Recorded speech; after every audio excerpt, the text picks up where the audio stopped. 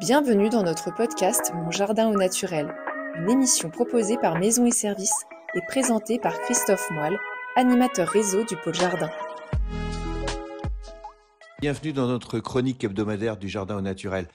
Je voudrais vous parler aujourd'hui d'un sujet qui me tient à cœur parce que le changement climatique aidant, on va avoir besoin de pailler de plus en plus nos jardins d'ornement et également bien sûr nos potagers. Il est primordial pour ne pas laisser cette terre à nu. Alors quels en sont les enjeux ? Le premier bien sûr est de limiter les arrosages. Savez-vous qu'un sol nu laisse évaporer 3 fois plus d'eau qu'un sol recouvert comme la forêt ? Autre intérêt, l'humus aujourd'hui retient jusqu'à 20 fois son volume en eau. On en a déjà parlé lorsqu'on a parlé justement de compostage et de fabrication d'amendements. Donc là aussi, le paillage va permettre d'absorber l'eau et de maintenir une humidité permanente au sol. Alors, autre intérêt, par rapport à un désherbage chimique, bien sûr, que je ne conçois pas, le paillage va empêcher la lumière de passer et ainsi va limiter la germination des adventices, autrement dit, des mauvaises herbes. Troisième intérêt, afin de limiter l'effet de battance, vous savez, ce tassement de la terre qui se passe sous l'effet de la pluie et qui crée une croûte, le paillage va permettre à l'eau de pluie de s'infiltrer très facilement dans le sol.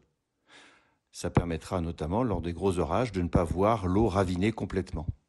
Autre intérêt, et non des moindres, le paillage organique va permettre d'améliorer la structure du sol lorsqu'il va se décomposer. Cette dégradation sera plus ou moins rapide en fonction de la matière utilisée. Ainsi, une tonte de pelouse séchée se dégradera beaucoup plus vite, en quelques semaines, que du broyage de bois qui va peut-être mettre quelques années.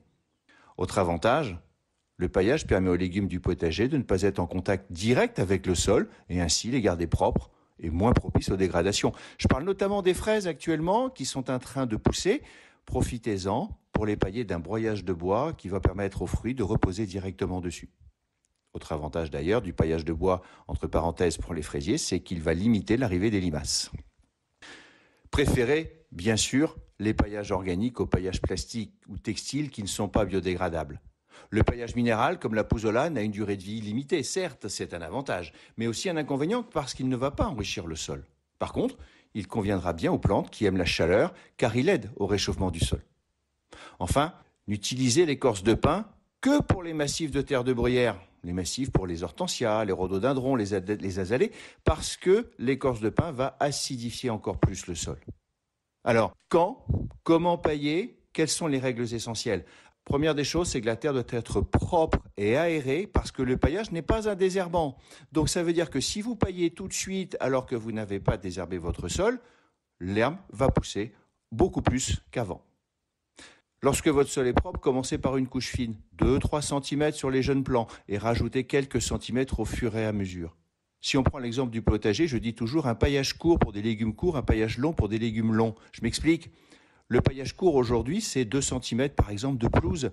Pour tout ce qui est épinards, salades en ce moment, c'est de l'azote qui va rentrer dans le sol. Cet azote va être nécessaire pour ces légumes feuilles puisque l'azote sert au développement des parties aériennes.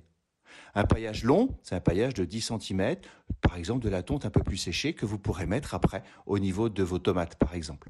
Alors bien sûr, évitez de pailler par vent fort, c'est logique, mais c'est toujours mieux de le dire. Et ne paillez pas trop tôt dans la saison. Il faut regarder en fait la météo parce qu'il faut également que les sols se réchauffent. Donc là en ce moment, moi j'ai commencé à pailler mes épinards, mes salades justement, j'ai paillé mes fraisiers comme je disais juste auparavant. Je vais faire petit à petit. Dernière chose, n'oubliez pas d'arroser avant, comme ça lorsque vous aurez paillé, vous conserverez justement cette humidité au sol. Donc on a bien compris, pailler c'est faire des économies d'eau, faire des économies d'engrais, faire des économies de terreau. Et puis rien ne se perd, rien ne se crée, tout se transforme. Ce que vous allez extraire, vous allez le remettre directement dans les sols. Voilà une démarche de jardinage au naturel. C'est tout pour aujourd'hui. Je vous souhaite une bonne semaine et je vous dis à la semaine prochaine. Au revoir.